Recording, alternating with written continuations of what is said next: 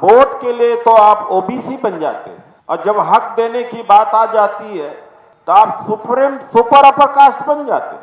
आज के समय में 10 साल से पता नहीं, जब से हिंदू मुस्लिम हुआ है और जब से मीडिया रात दिन जहर फैलाने का काम करती है, तब से लोग तो निकलना बंद कर दिए। गारंटी से कह देता हूं कि 2024 में जो लोकसभा का चुनाव होगा उसमें ये जीत के आएंगे और इस देश का संविधान खत्म हो जाएगा। संसद के अंदर मुद्दा भड़का कौवा आतंकवादी कहना, अगर मैं होता तो यह कहता तुम उज्बेकिस्तान से आए, तुम विदेश हो, तुम इस देश के है ही नहीं हो। जब राहुल गांधी जी कहते हैं कि कास्ट सेंसस होना चाहिए, खड़गे जी कहते हैं कि जाति जनगणना होना चाहिए, तब हमारे देश के प्रधानमंत्री कहते हैं इससे जातिवाद बढ़ेगा। यानी आप वोट के लिए तो आप ओबीसी बन जाते हैं और जब हक देने की बात आ जाती है तो आप सुपर अपर कास्ट बन जाते हैं या मनुवादी मानसिकता के हो जाते हैं। Such a contradictions we find with the Prime Minister's approach and his party approach. आज हम लोग इस रामलीला मैदान से we are going to take very strong action, very different action. What Dr. Ambedkar said, doctor Ambedkar ने कहा था कि अगर राष्ट्र का हित, अगर राष्ट्र का इंटरेस्ट, राष्ट्र का अगर हित और दलितों का हित टकराता है तो हमारे लिए दलितों का हित सर्वोपरि होगा। आज हम ये कहते हैं कि अगर संविधान खत्म होता है तो हमारे लिए दलितों और पिछड़ों, आदिवासियों, अल्पसंख्यकों, ईसाई और मुस्लिम, इनका हित सर्वोपरि है, आप सर्वोपरि नहीं हैं। आपको जाना पड़ेगा। तो आज का जो एजेंडा हमारा साफ है, ये आप नाम देख सकते हैं, ये देश नेहरू जी का है, गांधी जी का है, अब्दुल कलाम आजाद जी का है, पटेल जी का है, भगत सिंह जी का है, राजेंद्र प्रसाद जी का, लोहिया जी का है, सुभाष चंद्र बोस जी का। ये इनके बाप का देश नहीं है, इन लोगों ने देश को बनाया है, इन्होंने संविधान दिया है। तो आज किसान के नेता भी आए हैं हमारे बीच में, रेलवे के हैं, NFIR के भी हैं, मिस्टर NS पिल्लई हैं, secretary general confederation of government employees, वो भी हैं हमारे बीच। मंजीत पटेल जी हैं जो लगातार लड़ाई लड़ रहे हैं, OPS की लड़ाई लड़ रहे हैं, उनका भी रिप्रेजेंटेशन है हमारे बीच में। मुस्लिम समाज का, सबका है। संसद के अंदर मुद्दा भड़का कौवा उग्रवादी आतंकवादी कहना, अगर मैं होता तो यह कहता कि आज तुम मुझे यहां कह रहे हो, तुम मुझे कौवा और भड़ुआ कह रहे हो, और मैं कहता कि तुम उज्बेकिस्तान से आए, तुम विदेश हो, तुम इस देश के है ही नहीं हो। तुम इस देश में आके किस तरह से बात कर रहे हो? ये बात खड़गे जी ने कहा था पार्लियामेंट में। हाउ कैन यू से like this in the parliament?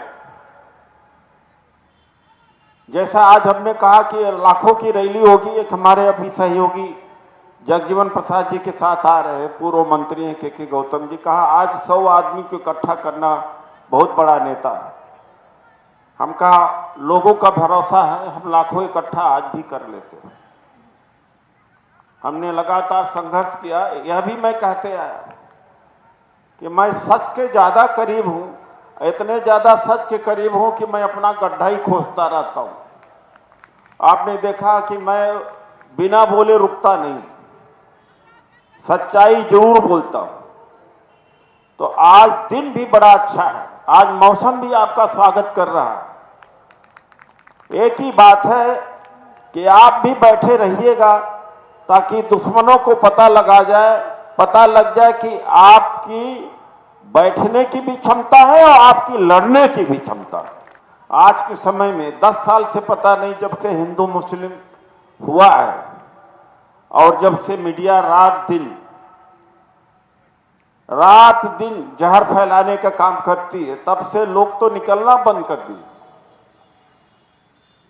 बड़ा मुश्किल का समय, महंगाई की इतनी बड़ी बात, बेरोजगारी इतनी चरम सीमा के ऊपर, तो भी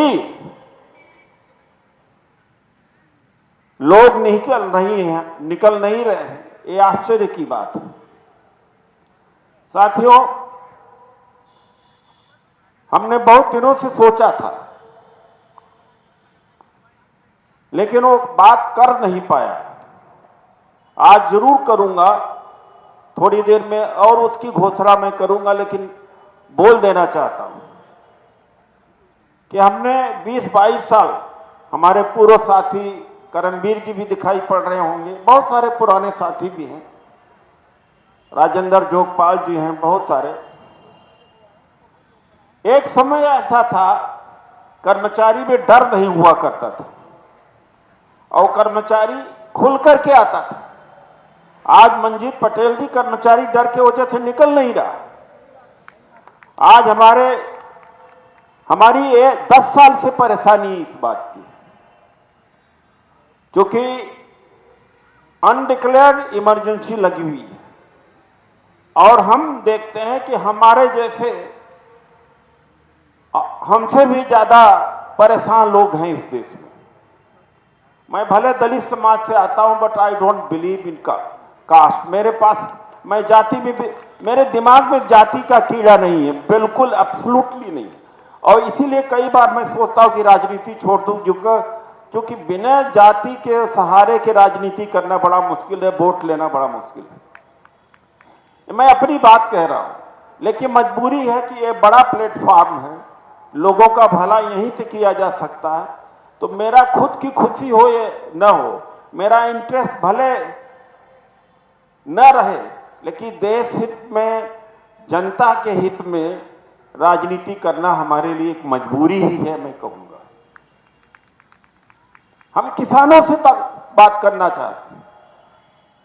जब हमारे प्रबल प्रताप शाही जी, हमारे किसान नेता हरपाल बिलारी जी जैसे तमाम सारे किसान नेता, वीरेंद्र हुड्डा जी जैसे, एक कुर्बानी देते हैं, 1.5 साल तक पूरे दिल्ली को घेर रखा, लेकिन जब वोट मांगने जाते हैं तो समाज वोट नहीं देता। ये समाज से हमारी शिकायत भी है, किसानों से भी शिकायत है। एक कंट्राडिक्शंस हैं, ये भी इस देश में, इस जनता को सोचना पड़ेगा। इसीलिए अब हमें अपने जो SC/ST परिसंघ था, उसका आज विस्तारीकरण का हम यहाँ पर आप घोषणा कर रहे हैं। अब न SC/ST के ऑर्गेनाइजेशन होंगे, बल्कि क्रिश्चियन ऑर्गेनाइजेशन, मुस्लिम ऑर्गेनाइजेशन, किसान ऑर्गेनाइजेशन, OBC की organisation, hence it will be the confederation of SC/ST, OBC, minority and farmer organisation, पूरे देश का आप सारे लोग। और इसको इतना बड़ा बनाया जाए, ये रहेगा नॉन पॉलिटिकल। राजनीति यहां से निकले अलग बात है, जो गलत करेगा वो निकाला जाएगा इस मंच से, लेकिन अब ये कन्फेडरेशन SC/ST, OBC, फार्मर्स, मजदूर, मुस्लिम, क्रिश्चियन, सभी संगठनों का मिलाकर के ये संगठन होगा। बैठिए, लाकड़ा जी बैठवा दीजिए इनको बीच में। धन्यवाद। आप लोग बैठा दीजिए, आज मौसम भी आपका स्वागत कर रहा है, इतनी कड़ी धूप नहीं है। वैसे कितनी भी कड़ी धूप हो, मैंने तो राहुल गांधी जी के साथ में भारत यात्रा में चला हूं। क्या इंसान है भाई।